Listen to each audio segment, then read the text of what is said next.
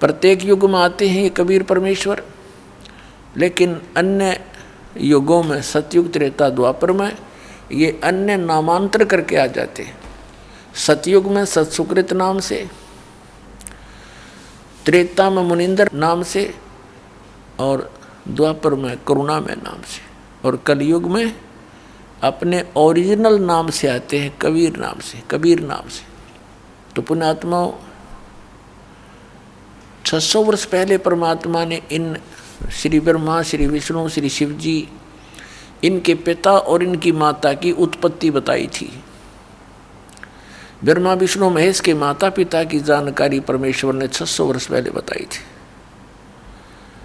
लेकिन इन अज्ञानी ऋषि में ऋषियों ने, तत्वज्ञानहीनों ने, मंडलेश्वरों ने परमात्मा के उस अमृत ज्ञान को, उस यथार्थ ज्ञान को जनता तक नहीं जाने दिया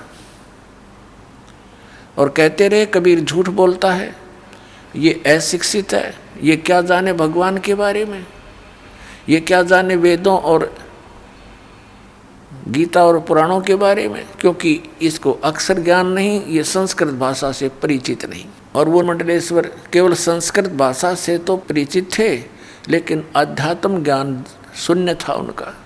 अब हमारे सामने एक प्रॉब्लम अड़ी रही, वो एक बात कह दिया करते थे कि कबीर दानक है, दुल्हा है, ये शिक्षा का अधिकारी भी नहीं है, ये कहाँ से जान सकता है पुराणों और कुरान को, वेद और गीता को, ये सब झूठ बोलता है। ये जो कह रहा है कि तीन देव की जो करते भक्ति, उनकी कदे न हो मुक्ति। परमात्मा कहा करते थे, गुण तीनों की भक्ति में ये भूल पड़ो संसार, कहे कबीर निज नाम बिना कैसे उतरो पार। तीन देव की जो करते भक्ति, उनकी कदे ना होवे मुक्ति। 600 साल पहले परमात्मा कहा करते, इन तीन देवताओं की, श्री रजगुण ब्रह्मा, सतगुण विष्णु, तमगुण शिव जी की जो भक्ति करते हैं, इनका कभी मोक्ष नहीं हो सकता। इस बात से अक्षुब्ध होकर के हिंदू धर्म के गुरुओं ने उस परमेश्वर का घोर विरोध किया और करवाया, जनता को बरगला कर कि कबीर झूठा है, ये झूठ बोलता है। श्री ब्रह्मा, श्री विष्णु, श्री शिव जी, इनके कोई माता पिता नहीं, ये अजरो अमर हैं, सर्वेश्वर हैं, महेश्वर हैं, मृत्युंजय कालज्ञ, ये सर्वशक्तिमान है, अखिल ब्रह्मांड के नायक। कौन? श्री विष्णु जी। कोई शंकर जी को अखिल ब्रह्मांड का नायक बताता, जो उसका पुजारी है। तो पुण्यात्माओं, उस समय इन नकलियों की दाल गल गई कि सचमुच कबीर जी शिक्षित नहीं हैं, संस्कृत भाषा नहीं जानते हैं, इसलिए जो हमारे गुरु लोग कह रहे हैं वही ज्ञान सच्चा है। तो उस समय इनकी दाल गल गई और परम पूज्य परमेश्वर कबीर जी अपनी प्यारी आत्मा धर्मदास जी को सचखंड लेकर गए, सतलोक लेकर गए, उस तीसरे मुक्ति धाम में जहाँ यह स्वयं विराजमान है, परमात्मा तख्त के ऊपर है, और सब ब्रह्मांडों की सतिथि से परिचित करवाया, ब्रह्मा विष्णु महेश से परिचित करवाया, उनसे वार्ता करवाई। उन्होंने स्वयं बताया कि हम तो नासवान हैं, हमारी जन्म मृत्यु होती है, कोई परमात्मा तो कोई और है जिसके विषय में हम भी अनभिज्ञ हैं। तब धर्मदास जी को ये विश्वास हुआ कि सचमुच ये तो नासवान है ब्रह्मा विष्णु महेश भी, और वो परमात्मा अन्य है ये नहीं जानते, और वो मेरे साथ खड़ा है कबीर नाम से ही। तब परमात्मा से धर्मदास जी ने प्रश्न किया कि हे भगवान,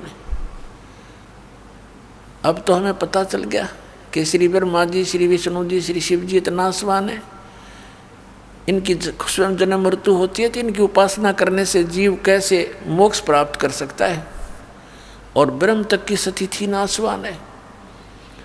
हे परमात्मा, इससे ये सिद्ध हुआ कि ये वेद और कतेब, कुरान पुराण और बाइबल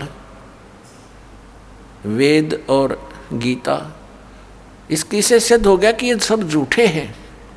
तब परमेश्वर ने कहा था वेद कतेब झूठे नहीं भाई, झूठे हैं जो समझे नहीं। ये शास्त्र झूठे नहीं हैं, झूठे तो वो हैं जिन्होंने समझा नहीं, इनकी समझ में नहीं आया। ये पढ़ते रहे, रट्टा लगाते रहे, घोट लेते संस्कृत को, और अशिक्षित व्यक्तियों के बीच में बैठ के दो विद्वान शास्त्रार्थ किया करते थे।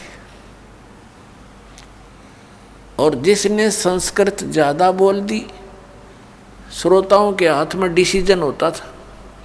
जो कुछ भी नहीं समझ रहे थे वो बोल क्या रहे। एक समय कोई सुप्रसिद्ध विद्वान किसी नगर में कथा कर रहा था, प्रवचन किया करता था, आसपास के क्षेत्र में सुप्रसिद्ध था, और ये कहा करते थे कि ऐसा विद्वान वेदों और गीता का, पुराणों का देखा ना सुना, उसकी दंत कथा इतनी होगी।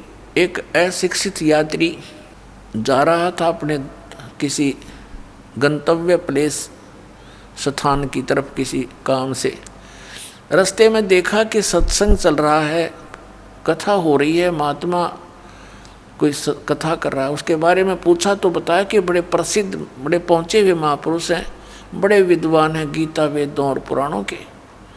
उसने सोचा ले 10-20 मिनट आधा घंटा सुन लेता हूँ, फिर सफ़र कर लूँगा। वो बैठ गया सुनने के लिए। अब जब तक वो वहाँ बैठा रहा तब तक वो केवल संस्कृत ही बोलता रहा। अब उस श्रद्धालु ने सोचा कि आध घंटा हो गया, मैंने आगे सफ़र भी करना है, चलता हूँ, बहुत सत्संग सुन लिया। वो जा रहा था, रास्ते में कोई ग्वाला था। उसने पूछा कि कहाँ से आए हो यात्री, कहाँ जा रहे हो? उस यात्री ने बताया कि मैं ऐसे ऐसे इस गाँव को जा रहा हूँ और इधर से आया हूँ। तो उस ग्वाले ने कहा कि रास्ते यहाँ इस नगर में एक महात्मा आए हुए हैं, वो सत्संग सुना आपने? तो उसने कहा जी सुन के आया हूँ मैं सत्संग। कैसा लगा? कि क्या बात कही, बस कमाल कर दिया। तो उसने कहा, उस पाली ने, ग्वाले ने कहा कि कुछ मुझे भी सुना दो, मुझे तो सौभाग्य प्राप्त हुआ नहीं वहाँ जाने का, क्योंकि मैं पशुओं को लिए हुए हूँ, मुझे भी 2 वचन सुना दे जो तू सुन कर आया है। तो वो क्या कहता है यात्री कि ये तो मुझे मालूम नहीं उसने क्या बोला, वो संस्कृत बोल रहा था पर कर दिया कमाल। बता, टट्टू कमाल कर दिया जब तूने ये ही नहीं मालूम उसने बोला क्या, उन्होंने कहा कर दिया कमाल। तो पुण्यात्मा, इस तरह ये लोक वेद के आधार से सुनी सुनाई बातों से एक दूसरे से सुनकर ये महापुरुष और मैं ऋषि पाक रहे थे, न कख नहीं पता था किसी ने भी। अब ये दास ने जो शब्द बोल दिया कि किसी ने भी कुछ पता नहीं था, तो ये भगत समाज का गले नहीं उतरे कि ऐसा क्या किसी को भी मालूम नहीं था? किसी को छोड़ो, ब्रह्मा विष्णु महेश को भी ज्ञान नहीं। एक कबीर परमात्मा को छोड़कर या उन महापुरुषों के को छोड़ दो जिनको भगवान मिले, बाकी किसी को ज्ञान नहीं। अपनात्मा, सदग्रंथों में जो गूढ़ रहस्य आज तक ये नकली ऋषि महर्षि और ब्रह्मा विष्णु महेश तक नहीं समझ सके, उन गूढ़ रहस्यों को रूबरू किया है, समझा है, अच्छी तरह आपके पास लाया हूँ। इसमें अभिमान का तो कोई बात तय को नहीं, और सच्चाई है ये जो दास आपको कह रहा है कि किसी को भी अध्यात्म ज्ञान नहीं है इस दास के अतिरिक्त वर्तमान में। लेकिन जो महापुरुष हुए हैं, जिनको परमात्मा मिले हैं, वो तो परिपूर्ण थे ही। जिनको भगवान मिल गए फिर वो कैसे कच्चे रह सकते हैं? वो कौन कौन है? आदरणीय धर्मदास साहिब जी, आदरणीय मुल्कदास साहिब जी, आदरणीय नानक साहिब जी, आदरणीय दादू साहिब जी, आदरणीय गरीबदास साहिब जी, गांव छुड़ानी, जिला झज्जर, हरियाणा वाले, और आदरणीय गीसा दास साहिब जी, गांव खेखड़ा, जिला मेरठ और उत्तर प्रदेश वाले। इन महापुरुषों को छोड़कर जो दास के नॉलेज में है, उनके अतिरिक्त अध्यात्म ज्ञान किसी के पास नहीं था, सब उआ बाई बक रहे थे। थोड़ी सी झलक दिखाता हूँ, ये देखिएगा श्रीमद् देवी भागवत सचित्र मोटा टाइप, गीता प्रेस गोरखपुर से प्रकाशित। श्रीमद् देवी भागवत सचित्र मोटा टाइप, संपादक हनुमान प्रसाद पोदार, चिमनलाल गोस्वामी। प्रकाशक व मुद्रक हैं गीता प्रेस गोरखपुर, गोविंद भवन कार्यालय कोलकाता का संस्थान। इसका पहला स्कंद पढ़ते हैं और पृष्ठ 28 पर। अब देखना, एक समय नारद जी और व्यास जी का संवाद हुआ। नारद जी से व्यास जी ने प्रश्न किया तो नारद जी ने उसका उत्तर दिया। नारद जी ने कहा, महाभाग व्यास जी, तुम इस विषय में जो पूछ रहे हो ठीक यही प्रश्न मेरे पिताजी ने भगवान श्री हरि से किया था। देवा अधिदेव भगवान जगत के स्वामी हैं, लक्ष्मी जी उनकी सेवा में उपस्थित रहती हैं, दिव्य कौस्तुमणि उनकी शोभा बढ़ाती है, वे शंख चक्र गदा लिए रहते हैं, पीताम्बर धारण करते हैं, 4 भुजाएं, वे चराचर जगत के आश्रयदाता हैं। ये विष्णु जी की महिमा कर रहे हैं, नारद जी के ब्रह्मा जी ने बताई थी। जगत गुरु एवं देवताओं के भी देवता हैं। ऐसे जगत प्रभु भगवान श्री हरि महान तप कर रहे थे, उनकी समाधि लगी थी। यह देखकर मेरे पिता ब्रह्मा जी को बड़ा आश्चर्य हुआ। अतः उन्होंने जानने की इच्छा से प्रकट की। ब्रह्मा जी ने पूछा, प्रभो, आप देवताओं के अध्यक्ष, जगत के स्वामी और भूत भविष्य एवं वर्तमान सभी जीवों के एकमात्र शासक हैं। भगवान, फिर आप क्यों तपस्या कर रहे हैं और किस देवता की आराधना में ध्यान मग्न हैं? मुझे असीम आश्चर्य तो यह हो रहा है कि आप देवेश्वर एवं सारे संसार के शासक होते हुए भी समाधि लगाए बैठे हैं। ये तो है ज्ञान श्री ब्रह्मा जी का विष्णु जी को सर्वेश्वर बता रहा है।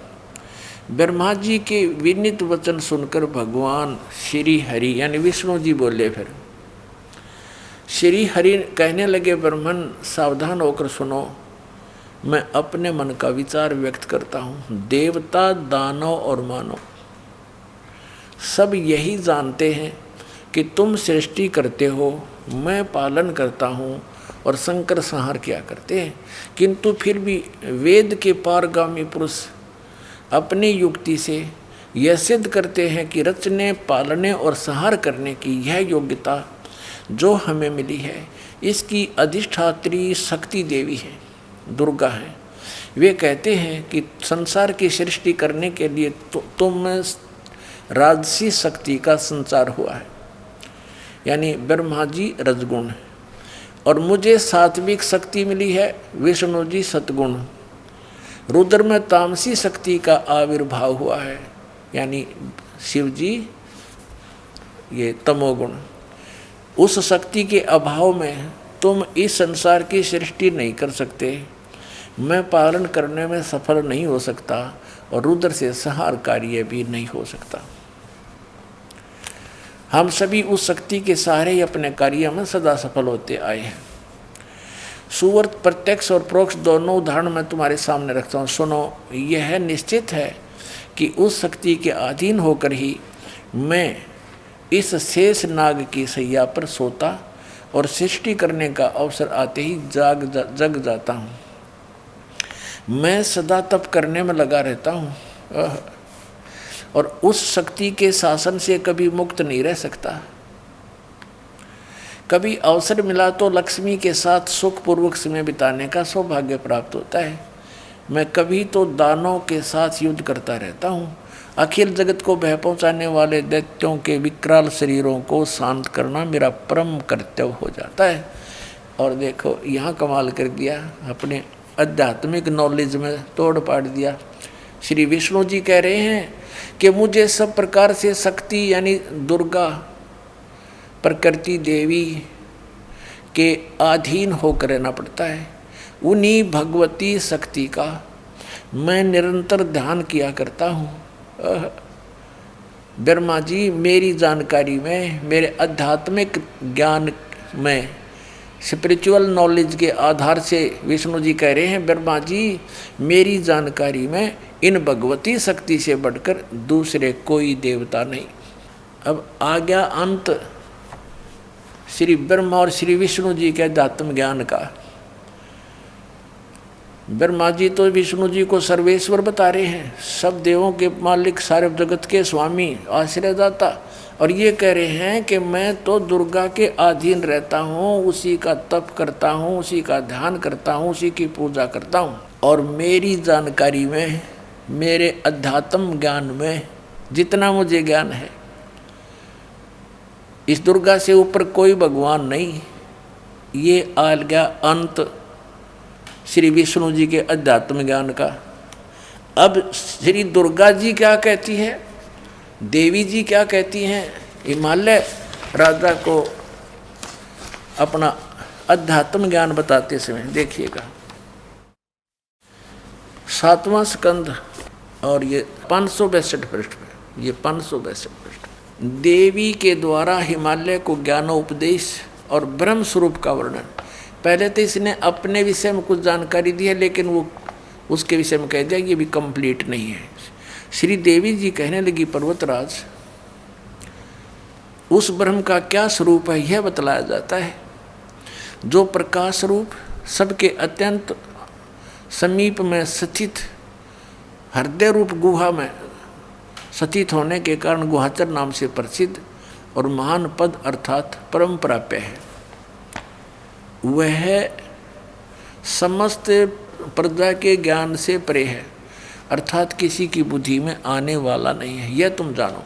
जो परम प्रकाश रूप है, जो सूक्ष्म से भी अत्यंत सूक्ष्म है, जिसमें संपूर्ण लोक और उन लोकों में निवास करने वाले प्राणी स्थित हैं, वही यह अक्षर ब्रह्म है, और वही सबके प्राण है, वही सबकी वाणी है, और वही सबके मन है। अब देखो दुर्गा की ऊआ बाई ये यहाँ तक कह रही है वो अक्षर ब्रह्म है, और आगे फिर कहेगी केवल ब्रह्म है, वही सबके मन है, वह परम सत्य, और वह यह परम सत्य और अमृत अविनाशी तत्व है। सौम्य इसको हम अविनाशी बता रही है ब्रह्म को दुर्गा, अक्षर ब्रह्म कहती है। उस वेदने योग्य लक्ष्य का तुम वेदन करो, मन लगाकर उसमें तन्मय हो जाओ। सौम्य उपनिषद में कथित महान अस्त्र रूप धनुष को लेकर उपासना द्वारा तीक्ष्ण किया हुआ बाण संधान करो, और फिर भावानुगत चित्त के द्वारा उस बाण को खींचकर उस अक्षर रूप ब्रह्म को अक्षर ब्रह्म समझो, ही लक्ष्य बनाकर वेदन करो। उसका मंत्र क्या बता रही है अक्षर ब्रह्म का? ओम। प्रणव माने ओम, धनुष है, जीवात्मा जाप करे और ब्रह्म को उद्देश्य रखे। ब्रह्म पाने का उद्देश्य देख, यहाँ तो पर अक्षर ब्रह्म और फिर यहाँ ब्रह्म, ओम उसका नाम है ब्रह्म का। अब दुर्गा जी के ज्ञान का भी अंत देख लो आप, कहीं तक बोल रही है उसको अक्षर ब्रह्म है वो, और फिर कहते उसका मंत्र ओम है, और ब्रह्म को लक्ष्य बनाओ और जीव आत्मा जाप करें। आगे देखो, उस एकमात्र परमात्मा को ही जाने, दूसरी सब बातों को छोड़ दे। यहाँ दुर्गा जी ने अपनी साधना को भी रिजेक्ट कर दिया कि केवल उस एक ब्रह्म को ही जाने, यही अमृत रूप परमात्मा के पास पहुँचाने वाला पुल है। यहाँ देखो, इस आत्मा का ओम के जप के साथ ध्यान करो, इससे अज्ञान में अंधकार से सर्वथा परे और संसार समुद्र से उस पार जो ब्रह्म है उसको पा जाओगे, तुम्हारा कल्याण हो। ब्रह्म ओम, ओम ब्रह्म का जाप है, और इसी ब्रह्म को ये कभी तो अक्षर ब्रह्म कह रही है, यहाँ भी अक्षर ब्रह्म कहा है, तो इसे सिद्ध है कि ये कितनी विद्वान है। और इसने कहा कि इस ब्रह्म की पूजा करो और सब की पूजा छोड़ दो, और वो ब्रह्म कहाँ रहता है? उसका ओम नाम है। वह यह सबका आत्मा ब्रह्म ब्रह्मलोक रूप दिव्य आकाश में स्थित है। ये ब्रह्मलोक में रहता है अपने आत्माओं। यही यजुर्वेद अध्याय नंबर 40 के मंत्र नंबर 17 में स्पष्ट है। वेद ज्ञानदाता ये ब्रह्म है। ये कहता है कि मैं ऊपर अंतरिक्ष में ब्रह्मलोक में रहता हूँ, स्वर्ग में रहता हूँ, और वो परमात्मा तो प्रोक्ष है, वो तो गुप्त है, उसकी जानकारी हमें नहीं है। वो तत्वदर्शी संतों से पूछो। यजुर्वेद अध्याय नंबर 40 के मंत्र 10 से लेकर 13 में तत्वदर्शी संतों की पहचान भी बताई है, और उन्हीं से जानने के लिए कहा है पूर्ण कंप्लीट स्पिरिचुअल नॉलेज को, यानी पूर्ण अध्यात्म ज्ञान को उन तत्वदर्शी संतों से ही पूछो। अब आपने देख लिया, दास ने एक शब्द बोला था कि किसी को भी आध्यात्मिक ज्ञान नहीं है, इनका आध्यात्मिक मार्ग शून्य है, ज्ञान शून्य है। तो उस समय तो आपको ऐसा खटका होगा जैसे कुनीन की फांकी लाली। अब इस सदग्रंथ जिसको आप सिरोधार्य मानते हो, इसको पढ़कर आपको ऐसा लगा होगा कि हम कहाँ सोए पड़े थे, हमने खो दिया जीवन सारा। इन सदग्रंथों को पवित्र हिंदू धर्म के अनुयायी हिंदी वाले कोई पढ़ते आ रहे हैं, लेकिन कहते हैं गुरु बिन काऊ न पाया ज्ञान, जो थोथा भूछड़े मूड किसाना। गुरु बिन वेद पढ़े जो प्राणी, समझे न सार रहे ज्ञान। अब आगे थोड़ा सा और एक झलक दिखाता हूँ इसी पवित्र पुराण पे, छठे स्कंद में। और ये ब्राह्मण लोग, ऋषि लोग, महर्षि कितने विद्वान थे, ये देखिएगा। श्रीमद् देवी भागवत छठा स्कंद पृष्ठ 414। और यहाँ देखिएगा, जन्मेजय ने पूछा, जन्मेजय ने पूछा महाभाग किस युग में कैसा धर्म का स्वरूप है, इस संपूर्ण विषय को विशेष रूप से बताने की कृपा कीजिए। व्यास जी बोले, राजन ये निश्चय ही है कि सतयुग में ब्राह्मण वेद के पूर्ण विद्वान थे, उनके द्वारा निरंतर भगवती जगदम्बा की आराधना होती थी। भगवती का दर्शन करने के लिए उनका मन सदा ललायित रहता था। प्रत्येक गांव में शक्ति मंदिर का उद्घाटन हो, यानी दुर्गा का मंदिर हो, इस विषय की उनके मन में बड़ी उत्सुकता थी। अब देखिए क्या कहा है व्यास जी ने कि सतयुग के ब्राह्मण, ऋषि महर्षि जिनको कहते हैं, ये वेद के पूर्ण विद्वान थे और दुर्गा की पूजा करते थे। ये खाक विद्वान थे वेद के। वेद में कहीं लिखा है दुर्गा की पूजा के विषय में? और अभी आपने पढ़ा इसी पवित्र देवी पुराण के 7वें स्कंद में और 562 पृष्ठ पे हिमालय को ज्ञान देते समय दुर्गा खुद कह रही है कि मेरी पूजा भी त्याग दो, केवल एक ब्रह्म की पूजा करो, जैसा इसने नॉलेज है। और कहा उसका ओम नाम है, ओम नाम का जाप करो, ब्रह्म प्राप्ति उद्देश्य रखो, इससे तुम्हारा कल्याण होगा और तुम उसको प्राप्त कर जाओगे जो ब्रह्म लोक में रहता है। अब इन सतयुग के विद्वानों को दुर्गा के इस स्टेटमेंट ने फेल कर दिया। वो तो कहती है कि ब्रह्म का जाप करो, सब मेरी पूजा भी त्याग दो और सब बातों को छोड़ दो। और ये वेद के विद्वान कहाँ हैं? और ये कहते हैं कि वो दुर्गा की पूजा कराया करते। बताओ, ये है इनका अध्यात्म ज्ञान। अब देखिएगा, हम पढ़ रहे हैं, ये छठा स्कंद आपको दिखाया, फिर देख लीजिए एक बार।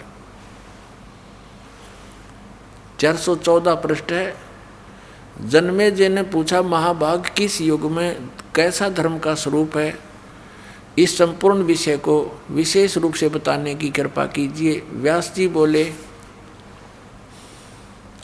राजन यह निश्चय है कि सतयुग में ब्राह्मण वेद के पूर्ण विद्वान थे और उनके द्वारा निरंतर भगवती जगदम्बा यानी दुर्गा की आराधना होती थी।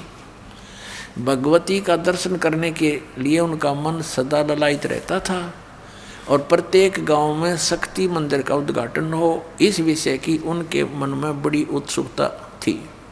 बताइए, खाक विद्वान थे वेद के विद्वान का, और पूजा करें दुर्गा की। अब फिर यहाँ व्यास जी बता रहे हैं कि धर्म की यही स्थिति त्रेता में भी रही, परंतु कुछ ह्रास हो गया। सतयुग की जो स्थिति थी वह द्वापर में विशेष रूप से कम हो गई। राजन, उन प्राचीन युगों में सतयुग, त्रेता, द्वापर में जो राक्षस समझे जाते थे वे कलयुग में ब्राह्मण माने जाते हैं। ले भाई, इन ब्राह्मणा की सुन लो राम कहानी। इन ब्राह्मणा की सुन ले, कलयुग के ब्राह्मण कैसे हैं कि जो सतयुग, त्रेता, द्वापर में राक्षस हुआ करते, इसे वर्तमान के ब्राह्मण हैं कलयुग के। और इन ब्राह्मणों ने कबीर परमात्मा के साथ वो जुल्म गुजारे थे, जो परमात्मा कहा करते थे तुम गलत साधना कर रहे हो बच्चों, क्यों ब्राह्मण भी तो उसी के बच्चे हैं पूर्ण परमात्मा के। वो सबको सावधान करना चाहते थे कि तुम दोषी हो रहे हो इनको गुमराह करके, लेकिन उन्होंने ऐसे जुल्म गुजारे थे, उनका लीला पढ़ लो तो आँखों से आंसू नहीं सूखे हैं। और ऐसे कर्म राक्षस ही कर सकते हैं। तो ये इन्हीं के पुराण भी बता रहे हैं कि वर्तमान के ब्राह्मण तो ऐसे हैं जैसे सतयुग, त्रेता, द्वापर में राक्षस होया करते थे। ये देखिए, धर्म की यही स्थिति त्रेता में रही, परंतु कुछ ह्रास हो गया था। सतयुग की जो स्थिति थी वह द्वापर में विशेष रूप से कम हो गई थी। राजन, उन प्राचीन युगों में जो राक्षस समझे जाते थे वे कलयुग में ब्राह्मण माने जाते हैं। कली माने ब्राह्मण, कलयुग, कली में ब्राह्मण माने जाते हैं, क्योंकि अब के ब्राह्मण कलयुग के प्राय पाखंड करने में तत्पर रहते हैं। दूसरों को ठगना, झूठ बोलना और वैदिक धर्म कर्म से अलग रहना कलयुगी ब्राह्मणों का स्वाभाविक गुण बन गया है। आज से 600 वर्ष पहले परमात्मा ने बताया था कि धर्मदास ये जग बोराना, कोई न जाने पद निर्वाणा। यही कारण मैं कथा पसारा, जग से कहिए एक राम नियारा। ये दास यदि मौखिक आपको सुनाएगा तो शायद ही विश्वास हो पाएगा कि कबीर इज गॉड, कि उस परमात्मा ने 600 वर्ष पहले ये वचन कहे थे कि ब्रह्मा विष्णु महेश नाशवान हैं, जो इनकी पूजा करता उनकी मुक्ति नहीं होगी। और उस समय ये बात समझ में नहीं आई नकली गुरुओं का, और परमात्मा का विरोध किया था। अब पुण्यात्मा, हमें परमात्मा के पहचानने में बहुत आसानी हो जाएगी कि who is God, Kabir is God. क्योंकि जिसे हम एक जन साधारण मानते थे, दुल्हा मानते थे, एक कवि मानते थे, उसने 600 वर्ष पहले अपनी अमृतवाणी में ये सारी सच्चाई लिखी हुई थी, जो वेदों, पुराणों, कुरानों के अंदर आज विद्यमान हमें मिली, गीता जी में मिली। तो हु इज गॉड, जो शास्त्र भी नहीं पढ़ा था और उसने सच्चाई बोल दी, तो ही इज गॉड, वो परमात्मा है। देखिएगा, ये कबीर सागर, खेमरा श्री कृष्ण दास प्रकाशन, मुंबई से। कबीर पंथी भारत पथिक स्वामी युगलानंद बिहारी द्वारा प्रस्कृत, मुद्रक एवं प्रकाशक खेमरा श्री कृष्णदास, अध्यक्ष श्री वेंकटेश वर प्रेस, खेमरा श्री कृष्णदास मार्ग, मुंबई। ये है ज्ञान बोध नामक अध्याय है और बोध सागर एक खंड है। इसके 21 पृष्ठ पे हम आपको सुनाते हैं। परमात्मा ने कहा, धर्मदास ये जग बोराना, कोई न जाने पद निर्वाणा। निर्वाणा माने मोक्ष मार्ग, किसी को ज्ञान नहीं। निर्वाण माने मोक्ष। यही कारण मैं कथा पसारा, जग से कहिए राम नियारा। ये मिसप्रिंट कर रखा है। इन कबीर पंथियों ने अज्ञानता के कारण कई अक्षर बदल रखे हैं। ये राम है। यही ज्ञान जग जीव सुनावो, सब जीवों का भरम नसाओ। अब मैं तुमसे कहूँ चिताई, तेरे देवन की उत्पत्ति भाई। तेरे तीनों देवताओं का जन्म मृत्यु बताता हूँ, कैसे उत्पत्ति हुई ब्रह्मा विष्णु महेश की। कुछ संक्षेप कहूँ गहुराई, सब संशय तुम्हारे मिट जाई। भरम गए जग वेद पुराना, आदि राम का वेद न जाने। आदि राम है राम राम सब जगत बखाने, आदि राम कोई बिरला जाने। देखो यहाँ राम राम शब्द है तो यहाँ भी आदि राम इसी से संबंधित है, तो सब जगह राम ही जाने। राम राम राम सब जगत बखाने, आदि राम कोई बिरला जाने। आदि राम सनातन परमात्मा। ज्ञानी सुने सो हृदय लगाई, मूर्ख सुने तो गम ना पाई। राजा राम को तो सब जानते हैं और उसी तक की महिमा बखानते हैं, लेकिन जो मैं बता रहा हूँ उस राम के बारे में, ज्ञानी सुने सो हृदय लगाई, मूर्ख सुने तो गम ना पाई। अब इन तीनों देवताओं की उत्पत्ति बताता हूँ। अब मैं तुमसे कहूँ चिताई, त्रिदेवन की उत्पत्ति भाई। माँ अष्टंगी पिता निरंजन, ये सरपुरुष काल। माँ अष्टंगी पिता निरंजन, ये जमदारुण वंशन अंजन। पहले कीन निरंजन राई, पीछे से माया उपजाई। क्या बताते हैं कि पहले तो इस ज्योत स्वरूपी निरंजन काल की उत्पत्ति हुई और पीछे थी दुर्गा की उत्पत्ति हुई थी। माया रूप देख अति शोभा, देव निरंजन तन मन लोभा। कामदेव धर्मराय सताए, देवी को तुरंत दरखाए। पेट से देवी करी पुकारी, हे साहेब मोह करो उबारी। टेर सुनी सतगुरु तैं आए, अष्टंगी के बन छड़ुआए। परमात्मा वास्तविकता ये है कि टेर सुनी ता हम आए। 22 पृष्ठ पे। धर्मराय को हिकमत की ना, नख रेखा से भग कर लीना। धर्मराय करे भोग विलासा, माया को रही तब आशा। दुर्गा प्रेग्नेंट होगी। 3 पुत्र अष्टंगी जाए, ब्रह्मा विष्णु शिव नाम धराए। हे भगवान, 600 वर्ष पहले परमात्मा ने लिखा, ये आज का लिखा हुआ लेख नहीं पुण्यात्माओं, कि 3 पुत्र इस दुर्गा के उत्पन्न हुए काल निरंजन के संयोग से, स्त्री पुरुष कर्म से, और ब्रह्मा विष्णु शिव नाम धराए। 3 देव विस्तार चलावे, इनमें यो जग धोखा खावे। पुरुष गम कैसे के कोई पावे, काल निरंजन जग भरमावे। 3 लोक अपने सुत दीन्या, सुन निरंजन बासालीन्या। अलख निरंजन सुन ठिकाना, ब्रह्मा विष्णु शिव भेद न जान्या। अपने पिता के बारे में ब्रह्मा विष्णु महेश को भी ज्ञान नहीं आज तक। और परमात्मा कहते हैं जिसने काल की भी उत्पत्ति की, वो परमात्मा सतपुरुष कबीर साहब बता रहे हैं अपने द्वारा उत्पन्न अपने पुत्रों की जानकारी। अब वो परमात्मा जिसने सबकी सृष्टि की वो कबीर साहब हैं, और वो बता रहे हैं 600 वर्ष पहले।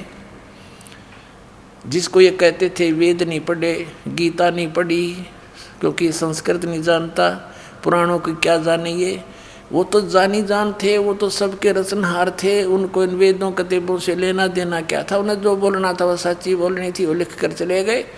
आज इसी सच्चाई का समर्थन हमारे पवित्र सदग्रंथ कर रहे।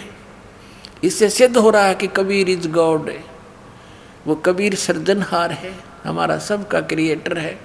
अब देखिएगा, 3 देव सो उसको धावे, निरंजन का वो पार ना पावे। अलख निरंजन बड़ा बटपारा माने ठग है ये, धोखा देने वाला। 3 लोक जीव कीन आहारा, ब्रह्मा विष्णु शिव नहीं बचाए, सकल खाए पुन दूर उड़ाए। तिनके सुत हैं तीनों देवा, अंदर जीव करते हैं सेवा। अब दे तोड़ पाड़ दिया परमात्मा ने, कमाल कर दिया कि ये इन दुर्गा और काल के सुत हैं, पुत्र हैं ये 3 देवता, ब्रह्मा विष्णु और शिव। और अंधर जीव, तत्व ज्ञानहीन प्राणी अंधे, तत्व ज्ञान नेत्रहीन अंधे यानी ज्ञानहीन, इन्हीं की पूजा करते हैं। सेवा माने पूजा। तिनके सुत हैं तीनों देवा, अंदर जीव करते हैं सेवा। अंधे इन्हीं की पूजा करते हैं। अकाल पुरुष का हूँ नहीं चीन्या, काल पाए सभी गए लीन्या। ऐसा राम सकल जग जाने, आद राम को ना पहचाने। तीनों देव और असुर अवतारा, ताको भजे सकल संसारा। तीनों गुण का ये विस्तारा, धर्मदास मैं कहूँ पुकारा। गुण तीनों की भक्ति में भूल पड़ो संसारी, कह कबीर निज नाम बिन कैसे उतरो पार। पुण्यात्माओं, ये तो आप जी ने परमेश्वर कबीर जी द्वारा लगभग 600 वर्ष पहले बोला यथार्थ ज्ञान उस पवित्र कबीर सागर के अंदर पढ़ा, जो आदरणीय धर्मदास जी ने लिपिबद्ध किया था। अब हम ये देखना चाहेंगे कि यदि ये वचन, यही जानकारी हमारे पवित्र सदग्रंथ पुराणों में मिल जाती है, तो फिर हु इज गॉड, कौन है भगवान और कौन है विद्वान? कबीर इज गॉड और कबीर ही है विद्वान। अब दिखाते हैं आपको। ब्रह्मा विष्णु शिव की उत्पत्ति की थोड़ी सी झलक दिखाते हैं। और ये तीनों नासवान हैं, ये भी दिखाते हैं। ये देखिएगा श्रीमद् देवी भागवत और गीता प्रेस गोरखपुर से प्रकाशित है। संपादक हनुमान प्रसाद पोदार, चिमनलाल गोस्वामी। प्रकाशक के मुद्रक हैं गीता प्रेस गोरखपुर, गोविंद भवन कार्यालय कोलकाता का संस्थान। ये इनके फोन और फैक्स नंबर है। इसके 123 पृष्ठ पर हम आते हैं। तीसरा स्कंद है और ये चौथा अध्याय चल रहा है 123 पृष्ठ पे। भगवान विष्णु जी अपनी माता दुर्गा की स्तुति कर रहे हैं। तुम शुद्ध स्वरूपा हो, ये सारा संसार तुम इसे उद्भासित हो रहा है। मैं ब्रह्मा और शंकर हम सभी तुम्हारी कृपा से विद्यमान हैं। हमारा आविर्भाव और तिरोभाव हुआ करता है। केवल तुम ही नित्य हो, जगत जननी हो, प्रकृति और सनातनी देवी हो। स्पष्ट हो गया। विष्णु जी कह रहे हैं मैं ब्रह्मा और शंकर, हमारा तो आविर्भाव माने जन्म और तिरोभाव माने मृत्यु हुआ करता है। केवल तुम ही नित्य हो, जगत जननी हो। ये भी प्रकृति भी दुर्गा को कहते हैं, ये भी ध्यान रखना, आपको गीता जी में काम आओगे। और सनातनी देवी हो। भगवान शंकर बोले देवी यदि महाभाग विष्णु तुम्ही से प्रकट हुए हैं तो उनके बाद उत्पन्न होने वाले ब्रह्मा भी तुम्हारे बालक हुए। फिर मैं तमोगुणी लीला करने वाला शंकर क्या तुम्हारी संतान नहीं हुआ? अर्थात मुझे भी उत्पन्न करने वाली तुम ही हो शिवे। संपूर्ण संसार की सृष्टि करने में तुम बड़ी चतुर हो। अपने आत्माओं, ये तो एक सदग्रंथ तो वन है। वन हमने जितनी जड़ी की जरूरत है वो निकाल लेंगे, औषधि बना लेंगे। बाकी वन का हम क्या करेंगे ये देखना, वो औषधि निकाल रखिए। इस संसार की सृष्टि, स्थिति और संहार में तुम्हारे गुण सदा समर्थ हैं। इन्हीं तीनों गुणों से उत्पन्न हम रजगुण ब्रह्मा, सतगुण विष्णु, तमगुण शिव जी, ब्रह्मा विष्णु शंकर नियमानुसार कार्य में तत्पर रहते हैं। अपने आत्माओं, इस पवित्र देवी पुराण के इस थोड़े से विवरण में कितने कंसेप्ट क्लियर कर दिए? 5। नंबर 1 तो ये हो गया कि ब्रह्मा विष्णु महेश नाशवान है। दूसरा ये हो गया कि इनकी जन्म मृत्यु होती है। तीसरा ये हो गया कि दुर्गा इनकी माता है। और चौथा ये हो गया कि प्रकृति भी दुर्गा को कहते हैं। और 5वां ये हो गया कि रजगुण ब्रह्मा, सतगुण विष्णु, तमगुण शिव जी। और 6ठा ये हो गया कि ये केवल नियमित कार्य ही कर सकते हैं। जिसका जैसा कर्म है उतना ही दे सकते, उसमें कोई परिवर्तन नहीं कर सकते, ना घटा सकते ना बढ़ा सकते। तो ये 5 कंसेप्ट क्लियर हो गए। चाहे न 6 कह लो, क्योंकि दुर्गा इनकी माता है, इनका जन्म मृत्यु होता है और ये अविनाशी नहीं। जन्म मृत्यु होता है तो अविनाशी भी नहीं है, तो इसको हम एक ही गिन लेते हैं। तो ये 5 कंसेप्ट क्लियर हो गए थोड़े से विवरण में। अरे 5500 वर्ष हो गए इनको कागज पर लिखे हुए को, इन सदग्रंथों को। और आज तक ये हमारे धार्मिक गुरु ये नकली कख नहीं बता सके। हमारे उवाबाई भक्ते श्री कृष्ण जी अखिल ब्रह्मांड के स्वामी हैं, अखिल ब्रह्मांड के नायक हैं। श्री कृष्ण स्वयं भगवान है, इसके अतिरिक्त कोई भगवान ही नहीं है। ये न कख का पता है, हुआ बाई बक रहे हैं, दुनिया को मूर्ख बना दिया, काल के मुंह में फंसा दिया, सब भूत बनवा दिए शास्त्र विरुद्ध साधना करवा के। अब और डिटेल दिखाते हैं कि इनका पिता कौन है। माँ का तो बेड़ा पट गया पवित्र दुर्गा पुराण में, देवी पुराण में। अब संक्षिप्त शिव पुराण दिखाते हैं आपको। गीता प्रेस गोरखपुर से प्रकाशित, संपादक हनुमान प्रसाद पोदार, ये वहीं से गीता प्रेस गोरखपुर से प्रकाशित व मुद्रित है। गोविंद वन कार्यालय कोलकाता का संस्थान गोरखपुर। अब इसके आपको 98वें पृष्ठ से शुरू कराते हैं।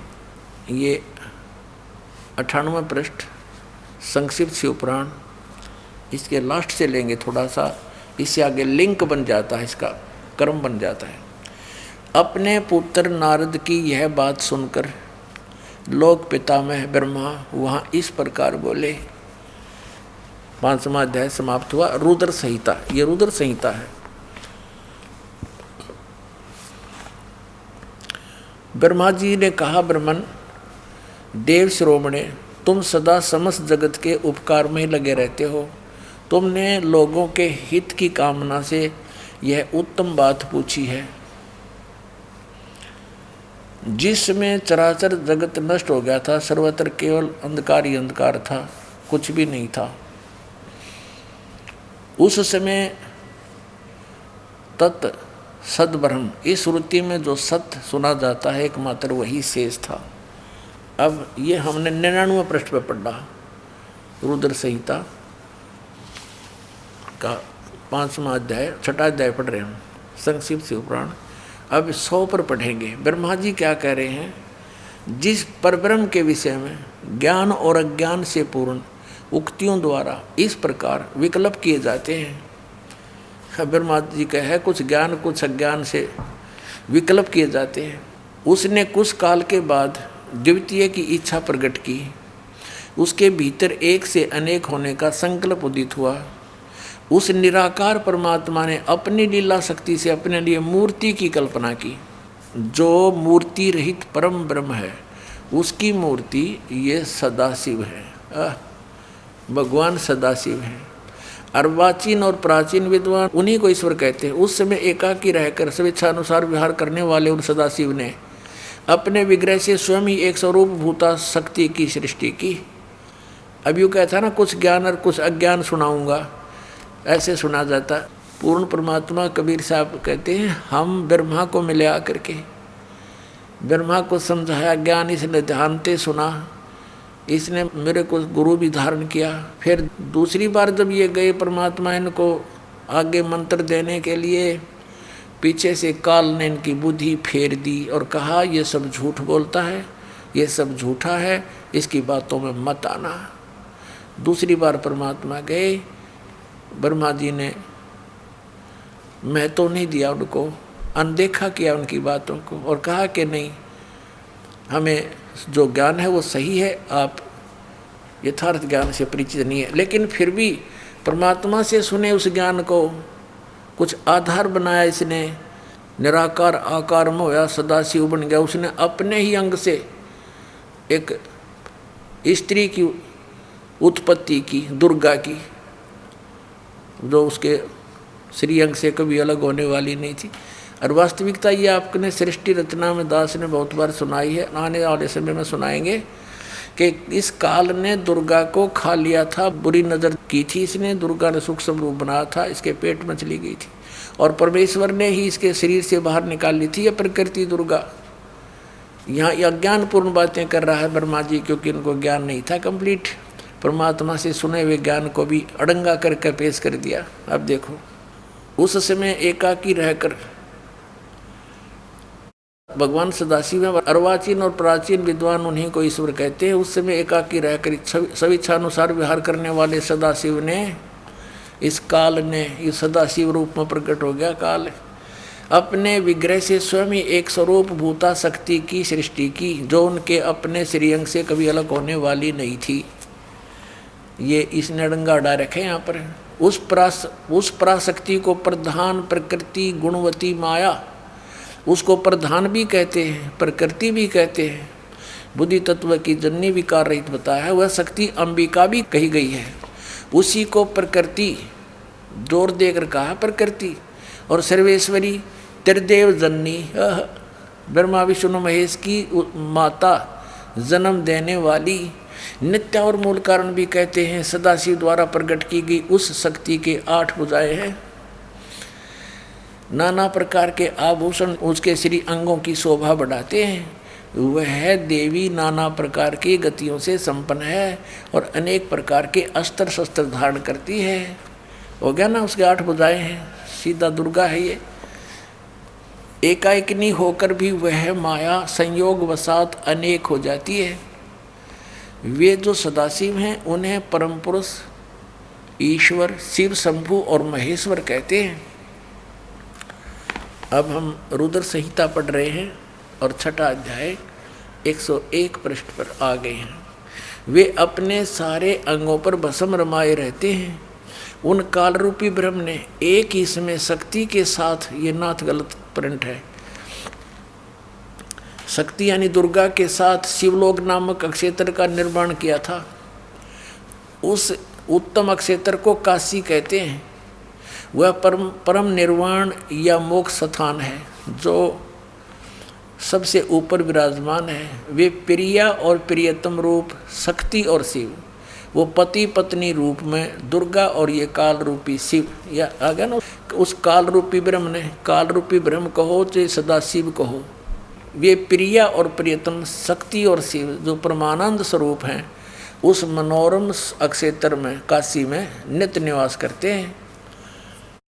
मुने शिव और शिवा ने प्रलय काल में भी, यानी दुर्गा और इस काल रूपी ब्रह्म ने, काल ने उस अक्षेत्र को अपने सानिध्य से मुक्त नहीं किया, कभी भी मुक्त नहीं किया, वहीं रहते हैं। देव से एक समय उस आनंद वन में रमण करते हुए शिवा और शिव के मन में यह इच्छा हुई कि किसी दूसरे पुरुष की सृष्टि करनी चाहिए, जिस पर यह सृष्टि संचालन का महान भार रखकर हम दोनों केवल काशी में रहकर सब इच्छा अनुसार विचरें और निर्वाण धारण करें।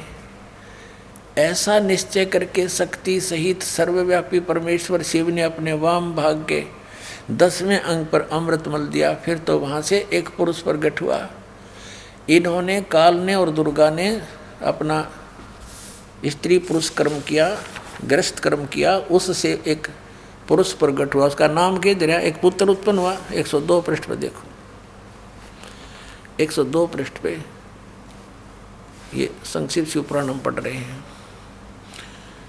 शिव ने कहा, जो बच्चा उत्पन्न हुआ उसको, उसके बारे में कहा, वत्स व्यापक होने के कारण तुम्हारा विष्णु नाम विख्यात हुआ। इति सिद्धम के दुर्गा और काल के संयोग से, पति पत्नी व्यवहार से विष्णु की उत्पत्ति हुई।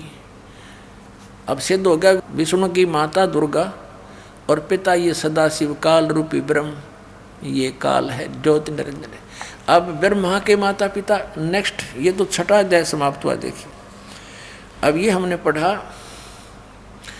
तेरा विष्णु नाम विख्यात हुआ, 6ठा अध्याय समाप्त हुआ। 7वें अध्याय में रुद्र संहिता और पृष्ठ नंबर 103 पे अब ब्रह्मा जी कहते हैं, देव से तत्पश्चात कल्याणकारी परमेश्वर सांब सदाशिव ने, इस काल ने पूर्ववत प्रयत्न करके, जैसे विष्णु उत्पन्न किया था दुर्गा से संयोग से, अपने दाहिने अंग से मुझे उत्पन्न किया। अपने आत्मा। अब यहाँ ये अनुवाद करता शर्मा गया कि शिव से शिव की उत्पत्ति कैसे लिखूं, तो यहाँ तक टाल मटोल कर गया। परमात्मा कहते हैं, चोर चुरावे तुमबड़ी गाड्डे पानी में, वो गाड्डे हुआ ऊपर आवा। सच्चाई छनी ना, किसी चोर ने किसी दूसरे का तुम्बा चुरा लिया सूखा, एक फुटबॉल जैसा होया करे, इतना लंबा, ये समझ लो सीताफल जैसा, पेठे जैसा, और वो सूखने के बाद बिल्कुल खाली हो जाता अंदर से। साधु लोग उसको एक तारा भी बनाते थे, उसमें जल भी रखते थे, और वो चोर छुपाने के लिए जल में बढ़ गया और वो नीचे छोड़ा है। वो बाहर आगे बैठे, इतने थोड़ी देर में ऊपर आ गए, नूर चमक जा, वो फिर दबा का आवे, वो थोड़ी सी देर में आके ऊपर फिर वो नो दिखा कि तेज ऊपर निकला। तो कहते हैं इन्होंने इस सच्चाई को छुपाने की पूरी कुचेष्टा की, लेकिन ये छुपा नहीं सके। अब देखो यही शिव पुराण आपको दिखाते हैं। प्रश्न नंबर 24 पे, एक बार श्री ब्रह्मा जी और श्री विष्णु जी का झगड़ा हो गया इस बात पे। ब्रह्मा जी कहने लगा मैं तेरा बाप हूँ, तू मेरे से उत्पन्न हुआ है, मैंने सारे जगत की रचना की है। और विष्णु जी कहने लगे मैं तेरा पिता हूँ, तेरा जनक हूँ, तेरी उत्पत्ति मेरी नाभि कमल से हुई है। इस बात पर दोनों का काफ़ी युद्ध हो गया। इस काल रूपी ब्रह्म ने, इनके पिता ने, ये गुप्त रहता है, इसने प्रतिज्ञा कर रखी है मैं कभी किसी के समक्ष नहीं आऊँगा। अपने ओरिजिनल रूप में, ओरिजिनल वास्तविक रूप में। जैसे ब्रह्मा विष्णु का आपस में विवाद हुआ तो शिव रूप में आ गया, कहीं पर विष्णु और शिव का विवाद होता है तो ये ब्रह्मा के रूप में खड़ा हो जाता है। तो ये समझ नहीं पाए कौन है ये, के सांग है। तो अब परमात्मा ने आके बताया, इसके सारे षड्यंत्र का बांडा फोड़ कर दिया। अब क्या हुआ, ये काल आके खड़ा हो गया। पहले इसने सतम पिलर डाल दिया बीच में, एक जिसको लिंग बोलते हैं, तेजों में लिंग खड़ा कर दिया, पिलर बहुत बड़ा। तो ये दोनों युद्ध करना बंद करके ब्रह्मा और विष्णु जी आश्चर्य में पड़ गए कि इतना लंबा कहाँ से आ गया अचानक। फिर उसको कोई ऊपर न एक नीचे न, इसमें ढूंढने लगे। लंबी कथा है, हम शॉर्ट करेंगे भी। तो उसी समय ये काल आ गया वहाँ पर शिव रूप में। इन दोनों को समझा कि तुम भगवान नहीं हो और तुम अपने आप को भगवान मान बैठे। तो फिर इन्होंने प्रश्नोत्तरी की, वो आगे दिखाते हैं। हम अपने मतलब की वस्तु लेते हैं। ये है 24 पृष्ठ श्री विष्णु पुराण और विद्वेश्वर संहिता। और इसमें ये ब्रह्मा और विष्णु का युद्ध हुआ, इनके बीच में ये स्तंभ खड़ा कर दिया। इसके बाद फिर काल जब ब्रह्मा आ गया इनके सामने शिव रूप में, इनकी वार्ता हुई। ब्रह्मा और विष्णु ने पूछा, प्रभु सृष्टि आदि 5 कृत्यों के लक्षण क्या हैं, यह हम दोनों को बताइए। भगवान शिव बोले, मेरे कृत्यों को समझना अत्यंत गहन है, तथापि मैं कृपा पूर्वक उन्हें उनके विषय में बता रहा हूँ। ये सारा कुछ हम अपने मतलब की बात लेंगे। ये आपने पढ़ा 25 पृष्ठ पे विद्वेश्वर संहिता, संक्षिप्त शिव पुराण 26 पृष्ठ पे। अब यहाँ हम आ जाते हैं। अब ये काल कह रहा है ब्रह्मा और विष्णु को, पुत्रो तुम दोनों ने तपस्या करके प्रसन्न हुए मुझ परमेश्वर से सृष्टि और सतिथि नामक 2 कृत्य प्राप्त किए। अब स्पष्ट है, ये बोलने वाला तीसरा है कोई। वो कह रहा है कि पुत्रो, ब्रह्मा और विष्णु को कह रहा है पुत्रो तुमने स्वयं अपनी तपस्या करके मुझसे ये 2 जॉब प्राप्त की है, 2 पोस्ट प्राप्त की हैं। कौन सी? सृष्टि और सतिथि की। अब आगे देखो, 2 कृत्य प्राप्त किए हैं, सृष्टि और सतिथि नामक। पुत्रों तुम दोनों ने तपस्या करके प्रसन्न हुए मुझ परमेश्वर से सृष्टि और सतिथि नामक 2 कृत्य प्राप्त किए हैं। ये दोनों तुम्हें बड़े प्रिय हैं। इसी प्रकार मेरी विभूति स्वरूप, यानी मेरी ही शकल के रुद्र और महेश्वर ने, ये मैं नहीं है, ने 2 अत्यंत कृत संहार और तिरोभाव मुझ से प्राप्त किए हैं। अब जो दास कंसेप्ट क्लियर करना चाहा था वो ये हो गया कि ये 4 और हैं, ये बोलने वाला 5वां है। महेश्वर, रुद्र, ब्रह्मा और विष्णु, इनका पिता है यो काल, यो 5वां न्यारा है। इति सिद्धम कि ब्रह्मा विष्णु महेश के पिताजी कौन है? काल रूपी ब्रह्म। अपने आत्माओं 600 वर्ष पहले भगवान कबीर साहब ने कहा था, अब मैं तुमसे कहूँ चिताई, त्रिदेवन की उत्पत्ति बाई। माँ अष्टंगी पिता निरंजन, ये जमदारुण वंशन अंजन। पहले की निरंजन राई, पीछे से माया उपजाई। माया रूप देख अति शोभा, देव निरंजन तन मन लोभा। अब बताते हैं, निरंजन की ने भोग विलासा, माया को रही तब आशा, तीन पुत्र अष्टंगी जाए, ब्रह्मा विष्णु शिव नाम धराए। कति सिंपल लैंग्वेज में मालिक ने ये सूक्ष्म वेद में बता रखा है कि इस काल रूपी ब्रह्म सरपुरुष की और दुर्गा के संयोग से दुर्गा को आशा रही, प्रेग्नेंट हुई, फिर उन तीन पुत्रा की उत्पत्ति की, कति क्लियर कर दिया। और फिर मालिक ने एक शब्द और बोला, गुण तीनों की भक्ति में ये भूल पड़ो संसारे, कहे कबीर निज नाम बिना कैसे उतरो पारे। तीन देव की जो करते भक्ति, उनकी कदे ना हो मुक्ति। कंसेप्ट क्लियर हो गया तो नासवान है, और इनकी भक्ति करने से वो पूर्ण मोक्ष कैसे प्राप्त होगा, जहाँ जाने के बाद फिर लौटकर कभी संसार में नहीं आते, ये आप जन्मते मरते हैं। तो इसके लिए इन्हीं पवित्र सदग्रंथों से प्रमाणित करेंगे आपके लिए। पहले तो ये प्रमाणित करते हैं ये तीन गुण क्या हैं, रजगुण ब्रह्मा, सतगुण विष्णु, तमगुण शिव जी। वैसे तो बहुत बार आ चुका है, फिर भी पुण्यात्माओं ये अज्ञान भी हमारे अंदर हजारों वर्षों से फीड किया गया, झूठा लगातार फीड कर दिया, हम यहाँ तक भर दिए इस अज्ञान से। अब ज्ञान सुनते हैं तो हमें अंदर जगह नहीं, लेकिन ये ऐसा ज्ञान है कि अपनी जगह बनाएगा और उसको बाहर फेंक देगा उठा करके। अब देखना मार्कंडेय पुराण में स्पष्ट किया है, ये अपने पवित्र पुराण सदग्रंथ हैं जिनको हम सर्वधार्य मानते रहे और पढ़ते रहे और खरीदते रहे। ये गीता प्रेस गोरखपुर से प्रकाशित है,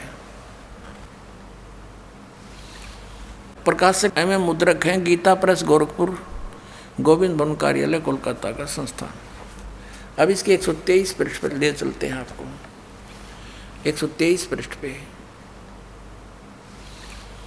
अब यहाँ से शुरू करेंगे 122 से हम संक्षिप्त मार्कंडेय पुराण। यहाँ देखिएगा, मार्कंडेय जी बोले, ये मार्कंडेय जी का ही आगे ज्ञान है, यहाँ आ जाते हैं इसके सामने हम। रजगुण प्रधान ब्रह्मा, तमोगुण प्रधान रुद्र और सतोगुण प्रधान विश्वपालक विष्णु हैं। ये ही तीन देवता हैं और ये ही तीन गुण हैं। वैसे तो पुण्यात्माओं कहते हैं बुद्धिमान को संकेत गणाओ है, बहुत होता है, फिर भी क्योंकि हम बहुत दिनों से रंगे पड़े हैं, कई मन में थोड़ा सा भी कंसेप्ट क्लियर ना हुआ तो ये काल फिर स्थान बना जाएगा आपके अंतःकरण में। लेकिन दास ऐसी जगह छोड़ना को ना कि ये फिर समा जाए आपके अंदर। ये देखिएगा श्रीमद् देवी भागवत, ये प्रथम भाग, ये कहाँ से प्रकाशित है?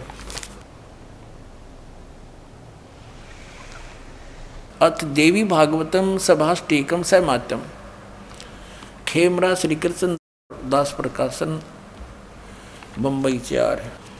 अब हम इसके यहाँ आते हैं, ये है अथ श्री मद देवी भागवते भाषा टीका युक्ते तृतीय स्कंद है सब प्रारंभते, ये तीसरा स्कंद प्रारंभ। इसके हम 11 पृष्ठ पर ले चलते हैं आपको, ये 11 पृष्ठ है और ये तीसरा स्कंद है भाषा टीका तृतीय स्कंद अध्याय 5। ये अध्याय 5 का ये 7वां श्लोक यहाँ समाप्त हुआ और 8वां प्रारंभ होता है। भगवान शंकर कहते हैं, हे माता, यदि हमारे ऊपर सदा आप दया युक्त हो तो हमको तमोगुण में किस प्रकार प्रदान किया है, और ब्रह्मा रजोगुण और हरि सतगुण युक्त किए हैं। अब संस्कृत भी पढ़ेंगे हम। 7वां ये समाप्त हुआ, 8वां प्रारंभ होता है। भगवान शंकर कहते हैं, यदि दया धर्मना न सदाम्बिके, यदि दया धर्मना, यदि आप दया युक्त हो, कथम अहम विहित है, किस प्रकार मैं बना दिया अंबिके यानी दुर्गा, हे माता, विहित तमोगुण, मुझे तमोगुण क्यों बना दिया? कमल जय, कमल से उत्पन्न होने वाले ब्रह्मा को रजोगुण संभव, रजोगुण क्यों बना दिया? सोहित क्यों सतोगुण हरि, और विष्णु को क्यों सतोगुण बना दिया? इति सिद्धम रजगुण ब्रह्मा सतगुण विष्णु तमगुण शिव जी। अब ये दास आपको पवित्र श्रीमद् भगवत गीता के अंदर दिखाएगा। गुण तीनों की भक्ति में ये भूल पड़ो संसार, कह कबीर निज नाम बिना कैसे उतरो पार। तीन देव की जो करते भक्ति, उनकी कदे ना होवे मुक्ति। तभी तो हमारे सारे पूर्वज भूत बनवा दिए नज्ञानिया ने, और फिर हमारे से श्राद्ध कटवाओ, तुम्हारे पिताजी स्वर्ग में भूखे हैं। अरे नकलियो, स्वर्ग में जब कुछ है नहीं, वो स्वर्ग कहाँ हो गया जिसमें भूखे मरे हमारे पूर्वज? बोला स्वर्ग भेज दिए, गति कर दी उनकी, सारे क्रियाक्रम करे पाछे, और फिर न कहो भूखे हैं उनको ये दान करो। किसा मूर्ख बना रखा था इन्हें। अब ये देखिएगा श्रीमद् भगवत गीता अध्याय नंबर 7 का जयदयाल गोविंद का इसके अनुवादक हैं, गीता प्रेस गोरखपुर से ये छपी है। ये देखिएगा अध्याय नंबर 7 के 1, 2, 3 में गीता ज्ञानदाता कहता है कि अर्जुन, अब ऐसा ज्ञान बताने जा रहा हूँ जिसको जानने के बाद कुछ भी जानना शेष नहीं रहेगा। देखना अथ सप्तमोध्याय 7वां अध्याय प्रारंभ। श्री भगवान उवाच, इसमें कितना भी श्री कृष्ण उवाच नहीं है, भगवान उवाच। ये आप देख रहे हो सामने।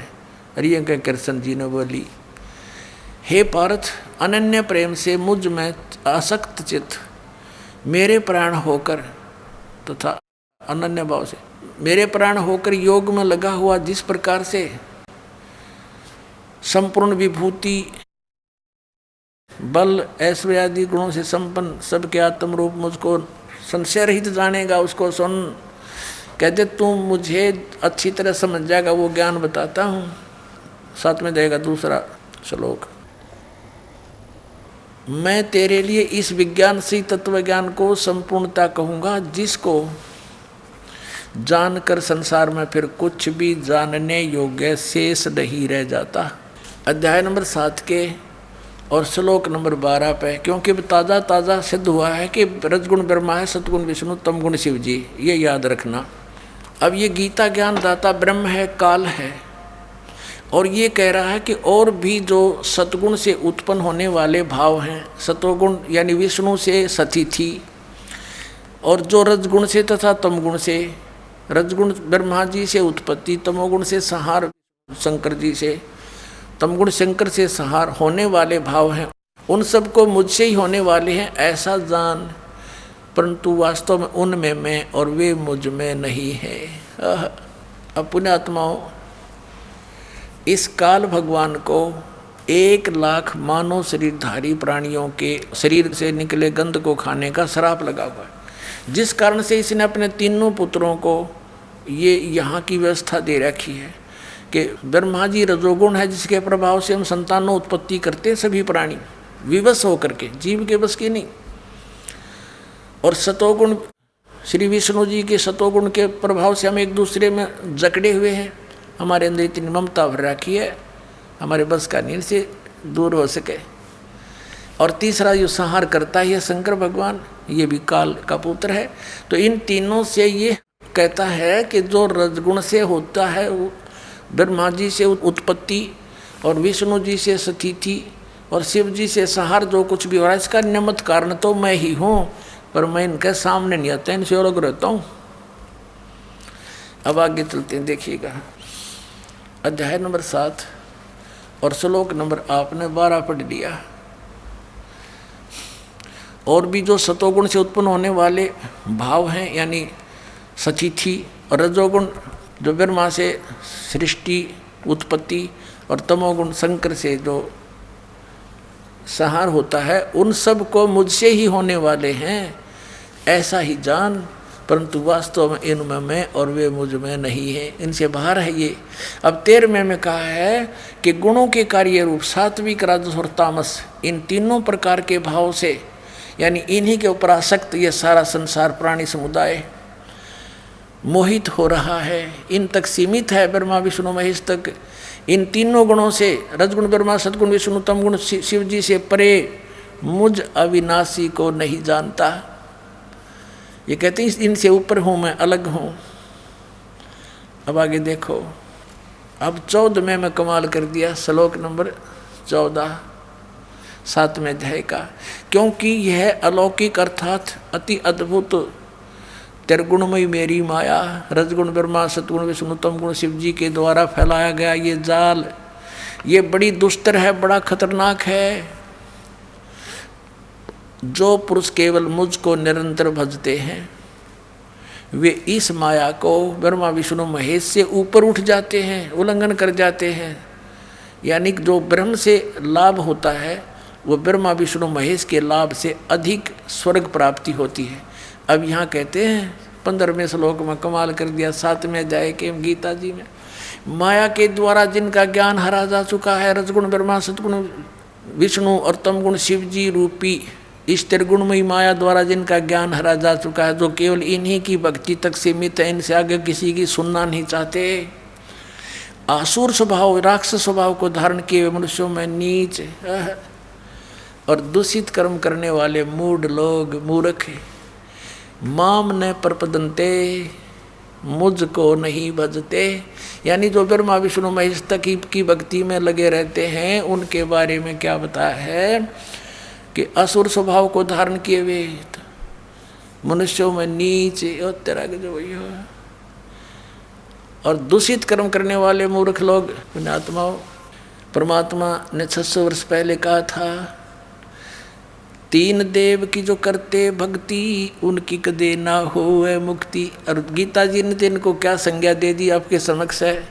इस ब्रह्मा विष्णु रजगुण ब्रह्मा सतगुण विष्णु तमगुण शिव जी के पुजारियों को, राक्षस स्वभाव को धारण किए हुए मनुष्यों में नीच दूषित कर्म करने वाले मूर्ख, 4 गाली इकट्ठी दे रखी गीता जी में। दास नहीं कह रहा, अपने सदग्रंथ कह रहे हैं जिनको हम श्रोतार्य मानते हैं। इससे क्या सिद्ध हुआ, श्रीमद् भगवत गीता में ये स्पष्ट हो गया, इन तीनों गुण की भक्ति में ये भूल पड़ो संसारी, कहे कबीर निज नाम बिना कैसे उतरो पार। हरे राम हरे कृष्ण राधे राधे श्याम मिला दे, एवं नमः ओम श्री सतगुरुदेव एवं नमः, ये इस तरह के मनमुखी साधनाएं हैं, शास्त्र विधि के विरुद्ध हैं ये मंत्र। अब इसमें स्पष्ट हो गया है, परमात्मा ने कहा था 3 देव की जो करते भक्ति उनकी कदे ना हुआ मुक्ति। अरे पवित्र श्रीमद् भगवत गीता ने स्पष्ट कर दिया कि इन तीनों देवताओं की भक्ति करते हैं, वो है तो शास्त्र विरुद्ध है। और राक्षस स्वभाव को धारण किए मनुष्यों में नीच दूषित कर्म करने वाले मूर्ख, ये ब्रह्म कहता है मेरी भक्ति भी ना करते। अब इनको ऐसा क्यों कहा, जैसे एक बार श्री ब्रह्मा रजगुण की भक्ति की थी हिरण्यकशिपु ने,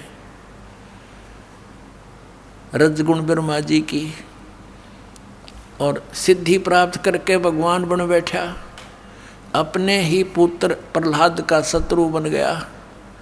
और वो जुल्म गुजारे उस पुण्यात्मा के साथ, पिता होकर भी शर्म नहीं आई उस अहंकार के भूखे तीनों गुणों के उपासक ने।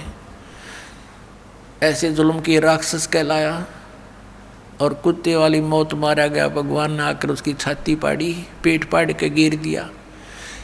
अब तमोगुण भगवान शंकर की पूजा की थी रावण ने, आपके समक्ष है। और जो वर्तमान के शिव के पुजारी एक सोमवार का व्रत रख के थोड़ी बहुत मंत्र माला करके नहीं सोचा कि पता नहीं क्या प्राप्ति कर लेंगे। अब रावण जैसी भक्ति वर्तमान का कोई भी नहीं कर सकता।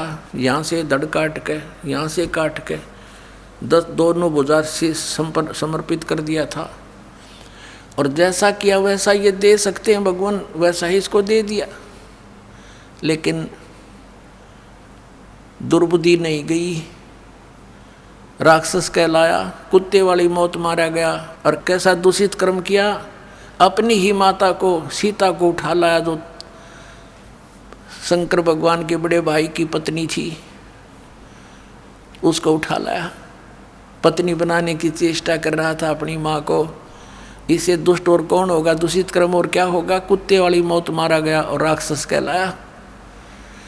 एक भस्मागिरी नाम का साधक था, तपस्वी था, तमोगुण श्री शिव का उपासक, और शिव जी के गेट के सामने, मेन गेट के सामने ऊपर को पैर करके नीचे ने सिर करके तपस्या करने लग गया। 12 वर्ष तक सिरासन पर रहा। एक दिन पार्वती जी ने कहा कि भगवान आप तो महादेव हो, देवताओं के देव हो, आप तो जो चाहो सो कर सकते हो, आपके भगत को दे दो जो मांगता है। अब भगवान शंकर ने कहा, शिव जी ने कहा तमोगुण ने कि मांग भाई भस्मागिरी, क्या मांगता है साधु। भस्मागिरी ने कहा जी वचनबद्ध हो जाओ तब मांगो।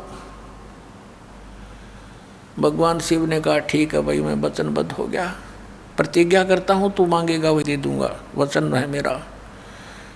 उसी से मैं सीधा खड़ा हो गया और कहने लगा भगवान ये भस्म कड़ा दे दो जो आपने हाथ में पहन रखा है। उस भस्म कड़े में एक शक्ति थी, उसको मालूम था कि जिसके सिर के ऊपर ऐसे करके यूँ कह दिया कि भस्म, वो व्यक्ति, वो पशु पक्षी भस्म हो जाता था। अब जो ही भगवान शंकर ने वचनबद्ध होने के कारण वो अपना प्रिय कड़ा भी दे दिया, ये सोचकर कि साधु संत है, जंगल में रहता है, हिंसक पशुओं से बचने के लिए, राक्षसों से बचने के लिए ले रहा होगा, दे दिया। जो ही कड़ा हाथ में आया और एकदम ठाके मारकर हंसने लगा कि शंकर होले होशियार, तुझे मारूंगा और पार्वती को अपनी पत्नी बनाऊंगा। हा हा हा। अब उसने न्यू किया, शंकर भगवान जान गया कि तो एकदम चेंज हो गया सारा, इसका तो आओ भाव बदल गया नीच का।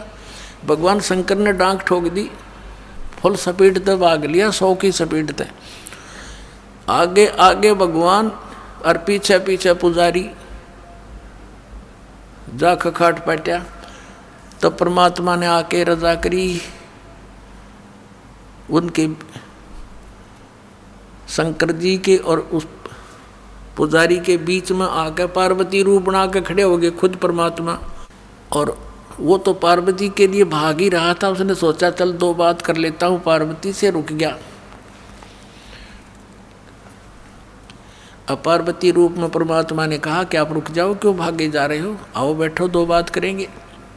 अब शंकर जी तो आपके निकट आ नहीं सकता, 100 किलोमीटर तो उरा नहीं डटे भी हो। अब वो निश्चिंत होकर खड़ा हो गया।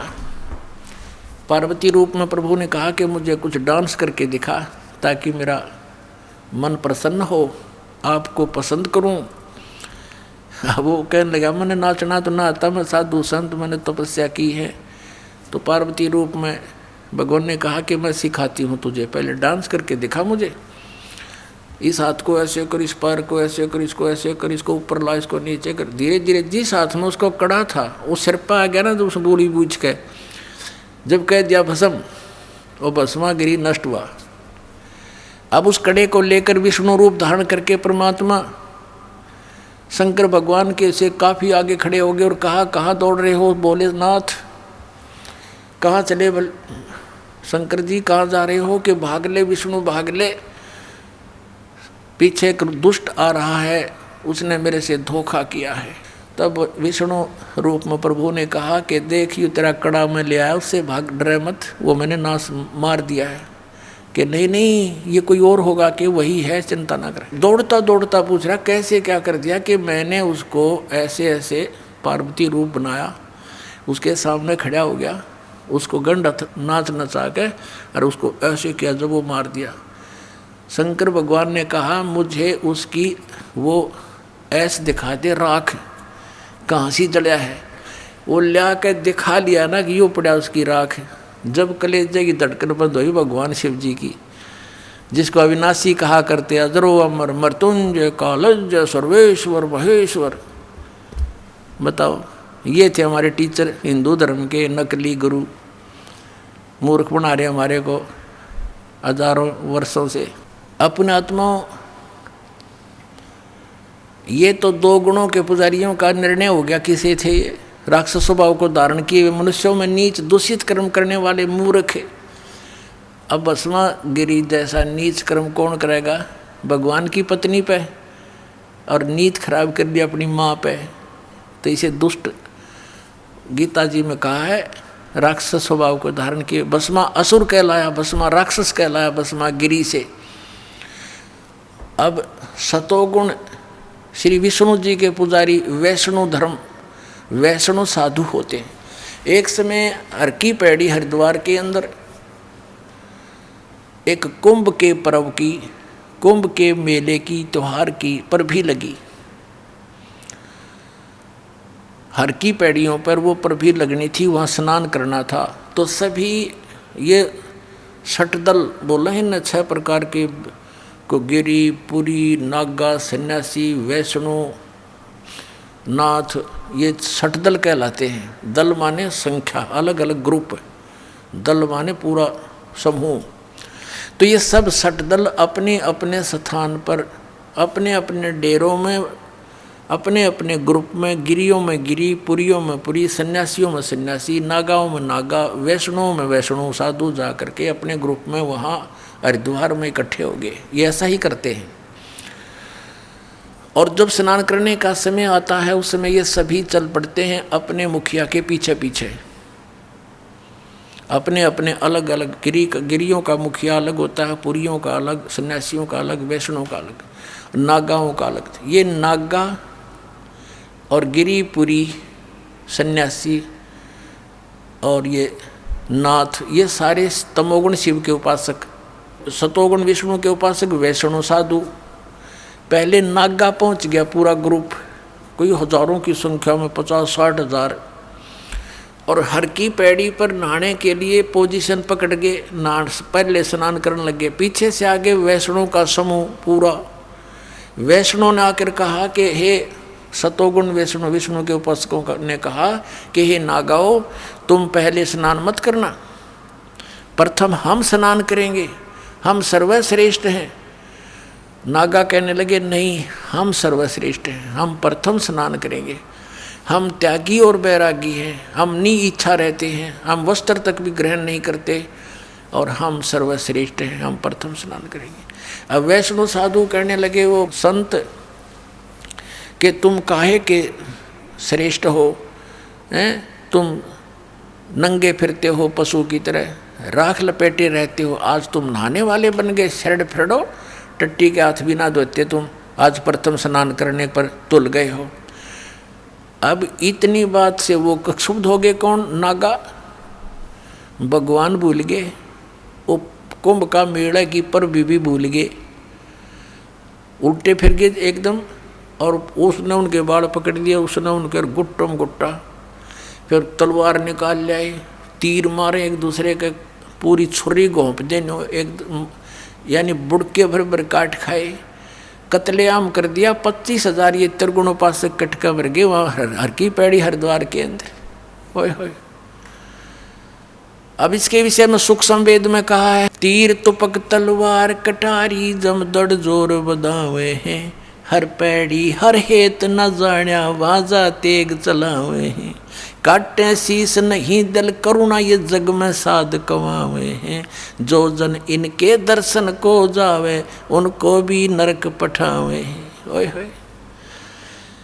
4 पंक्तियों में निर्णय दे दिया सुख संवेद में परमात्मा ने, कबीर भगवान ने, कि तीर तुपक तलवार कटारी और डट के लठ बजावे हैं, जम दड़ जोर बजावे हैं, और हर पैड़ी हर हेत नहीं जाना। हर की पैड़ी कहें भगवान की छाती पे कत्लेआम कर डाला। हर पैड़ी हर हेत नहीं जाना, वहाँ जाते गए यानी तलवार चलावे हैं, और काटे शीस नहीं दल करुणा ये जग में साध कमावे हैं। इन्हें तुम संत भी कहते हो, और जो जन इनके दर्शन को जावे उनको भी नरक पठावे। उन भी ये पाठ पढ़ाओगे, ऐसे उनको बना देंगे। आज तक ये कैसा जुल्म करते रहे, हिंदू मुसलमानों को मार डालते हैं इन्हीं के बहकाए हुए, और मुसलमान हिंदुओं का काट डालते हैं और काजी और मुल्लाओं के बहकाए हुए। तो पुण्यात्माओं, जब तक हम तत्व ज्ञान से परिचित नहीं होंगे, हमारी ऐसे ही ये हमारी दुर्बुद्धि बनाए रखते हैं, हमारा दुरुपयोग करते हैं ये मूर्ख लोग अपने स्वार्थ के वास्ते, ये गुरु। अब हर पैड़ी हर हेत नहीं जाना, वहाँ जाते एक चलावे हैं और काटे शीश नहीं दल करुणा, दया नहीं इनके अंदर। अरे न साधु कहो तुम, ये जग में साधक वहाँ हैं।